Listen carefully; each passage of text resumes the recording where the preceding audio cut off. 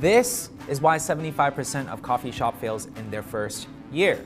In this video, I'm going to cover the top 5 reasons why coffee shop fails in their first year, so then that way you can avoid them at all costs when building out your coffee shop. Make sure you guys keep watching.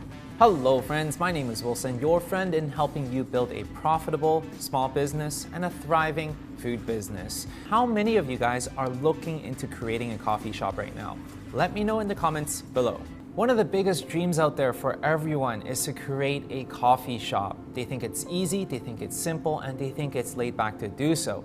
However, creating a successful cafe is way more than creating a good cup of coffee. You need the right business fundamentals, and that's the reason why you have to pay attention to the top 5 most common reasons why coffee shops fail in the first year. Let's dive right in. The number 1 reason why coffee shop fails is because of poor management. When it comes to management, we're talking about management of staff. That means people are hiring other staff based on just availability. They're not hiring people based on values. When you don't hire based on values, what do? You end up inviting bad apples, which poisons all your good apples. That means that you're inviting people to come in to steal from you. You're inviting people to come in to comp their friends, and thus jacking up your cost of goods sold. That means it's coming money out of your pocket. In addition to that, you're inviting a toxic environment in your culture. That means that these bad apples, they're gonna start talking and spreading rumors, and that turns into higher turnover. What does turnover mean? That means these people are quitting because they don't enjoy the culture that they're in. They don't enjoy the place that they're working in. And this would cost you thousands of dollars in hiring new staff, training new staff, and it is just a really, really big reason why coffee shops fail in the first place. In addition to that, when you hire based on the wrong culture, what happens is that your staff is not happy. When they're not happy, when they're not fulfilled and satisfied, this translates to their interaction with your customers, thus giving your customers bad experience. All in all, when you invite the wrong people in your organization, specifically the ones that don't match your culture and your values, that's a really big problem why people fail in their first year. The next problem when it comes to management is the poor management of inventory. When you don't order enough ingredients, you don't have enough to sell, thus limiting how much you can make.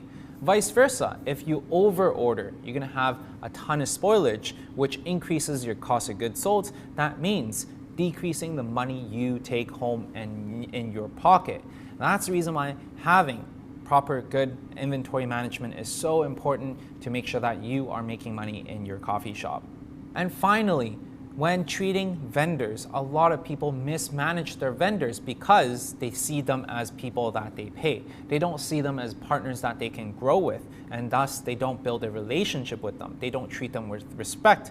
And thus, when these vendors have good stuff, they're not going to send it your way. When you need help with them, and when you need favors from them, they're not going to help you out. And that's the reason why having proper vendor relationship is so important. Case in point, we have a very, very good relationship with our vendors who are supplying us with cups. A few years back, there was a strike within our own area, and thus a lot of different bubble tea places didn't have cups to supply and to sell their bubble tea. But because we had an exceptional relationship with our vendors, the remaining stock that they have, we were able to get some of it, which allowed us to keep selling our products. That's the reason why having a great vendor relationship is everything when managing your coffee shop. The second reason why most coffee shops fail is because of bad location. When it comes to a coffee shop, it is really about the right location. A lot of times when you can secure a good location with high traffic, then the chances of likelihood of success is definitely much higher, because with a coffee shop, this is all about a volume game. You're selling a very low ticketed item, and that means you need a lot of traffic in order for you to be profitable, in order for you to pay for rent and labor. So if you do not have the budget to be located in a high density, high foot traffic area, then it really comes down to the characteristics of the neighborhood that you're in. Some characteristics that you need to pay attention to is the accessibility. Let's say if you're targeting high school or university school students, then you must be located near public transit. Let's say if you are targeting families, then you must be located in a place that is relatively safe. Let's say if you're located at a space where not a lot of residential people are, then who can you sell to? That's the reason why, especially in today's age, you must choose a location that has a high residential density. That means that a lot of people are living around that area. Even though you don't have a lot of walk-by traffic, there's a lot of people living around that area. Thus, you can cater to them through third-party delivery apps. All in all, the secret to the right location is understanding the characteristics of your location and being able to play that to your strengths. If you have high foot traffic, then play that to your strengths. If you're in a neighborhood, then definitely play that to your strengths. So understanding this allows you to build the right product and allows you to serve your customer that much better. If you guys enjoyed this video and find value in this video, make sure you guys smash the like button and let me know this is the type of content that you enjoy. Now, back to regular programming. The third reason why most coffee shop fails is because they have no uniqueness. What do I mean by that? When they come into your coffee shop, what makes you different? Now, a lot of people are thinking about, hey, what makes us different is because we're convenient, we're cheaper. Well, I'm telling you, if I were to want cheap, if I were to want convenience, I can make instant coffee at home for only 20 cents. Why would I want to come to your coffee shop? You must provide an experience for me. You must provide something different that I cannot get anywhere else. What is that experience like? It could be something very magical. When they come in, there's something new every time. It could be something that's like home away from home. You get this feeling of, wow, this is a very comfortable place. Or this could be a very sophisticated place where you serve very specific coffee. At the end of the day, it doesn't matter what you choose. What matters is that you're occupying a specific mind space in your customer's eyes. And that's how you're going to be able to get lots of customers coming through the doors. Now, when you're thinking about how do I create this mind space and what are you talking about mind space? Well, we actually created an hour-long free masterclass, which you can attend in the link below, where I talk to you and share with you specifically how to create the mind space. So then that way, your customers will always choose you over your competitors. Definitely check it out in the link below. The fourth reason why most coffee shop business fail is because they don't know their numbers. So many people, they work super hard. They see money coming in. But at the end of the month, when they look at their bank statement, they're looking at $50 cash in their bank only. Or even worse, in the reds. That's the difference between a successful businessman and one that is not successful, one that actually closes their coffee shop in their first year. Do you know your break-even rate? Do you know your turnover rate? Do you know your average order value? Just imagine for a second how many cups of coffee you need to sell if all you're making is 25 cents per cup of coffee.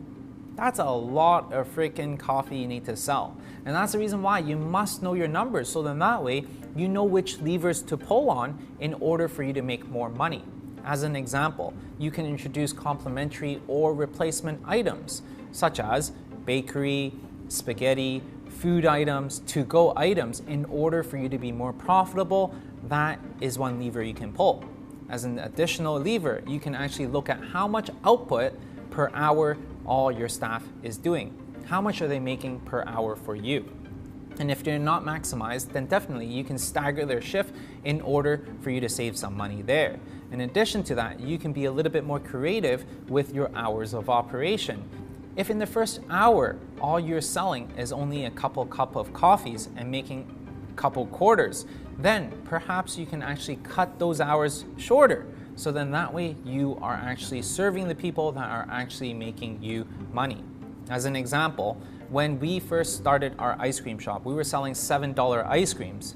But when we started to introduce a $2 cone, our volume went up by 3 times. And on top of that, it is much easier for us to create. Now, when we're talking about this, you might be thinking, $7 ice cream must be making a lot more money than my $2 cones. It is actually not true. The profits that we make from a $7 ice cream versus a $2 ice cream is exactly the same. Because with a $7 ice cream, there was a lot of cost of goods sold. We need to pay for extra packaging, dry ice, extra toppings, and all this amounts to a big sum, which in turn we were only making $1.50 out of the $7. Whereas when we're selling a cone, all we were selling was the waffle cone and the ice cream on top, and that was it. Thus, the cost was substantially lower, and us making $1.50 on this different item. When we're selling two different items, yet both of them making the same amount of money, which one would you want to sell? Of course, the $2 one, because it is much more profitable. This is just an example of the levers that you can pull when you know your numbers. So definitely, you must know your numbers, and this is the foundation of creating any types of business. You need that business plan of yours, so then that way you can plan for success. And that's the reason why you should definitely check out this video, where I dive deep into how to create a proper coffee shop business plan. We go through all the business foundations, so then that way you can start off on the right foot. The fifth reason why most coffee shops fail in their first year is because of their mindset. The lack of learning and growth mindset that is required to succeed in today's world, especially with technology increasing and advancing so rapidly. We must always be in the forefront of seeing how we can serve our customers better. Whether it's technology, whether it's menu offering, whatever the case is, we must always have that learning mindset. An interview that I highly recommend you to watch is my friend, Max Mooney, of how he started his coffee shop in Seattle. So definitely check it out. More things that you should learn from is to learn how to market. Learn the latest strategies to marketing and reaching your customers, whether that be email marketing, whether that be Facebook marketing, Instagram marketing, SMS marketing. These are all things that are constantly evolving, so then that way you can better serve your customers. Another thing that you can definitely look at is to be involved in this industry and be involved in the communities who are actually giving you tons of value. So definitely being in the right mindset for growth and learning is very important for you to succeed in this industry. So there you go, friends, the top 5 reasons why most coffee shops fail in their first year. These are the items that you must avoid at all costs if you want to create something that is successful, something that you and your family can be proud of. And that's the reason why we created this free masterclass in the link below, which you can attend. This is a higher expansion of everything that we talked about today. We expand on how you can define your values. So not only are you connecting with your customers, but you're also connecting with your staff. So then that way you can hire the right people for you and your operations. You can actually start to connect with your customers. So whether you have a bad location, a good location, you can have people that support you over your competitors all the time. And lastly, we're going to expand into digital trends. We're going to expand into different marketing trends that is working in the world out there. So then that way you can explode in revenue. Definitely check it out in the masterclass that is in the link below. Once again, I really hope you guys enjoyed this video. If you guys do, hit the like button.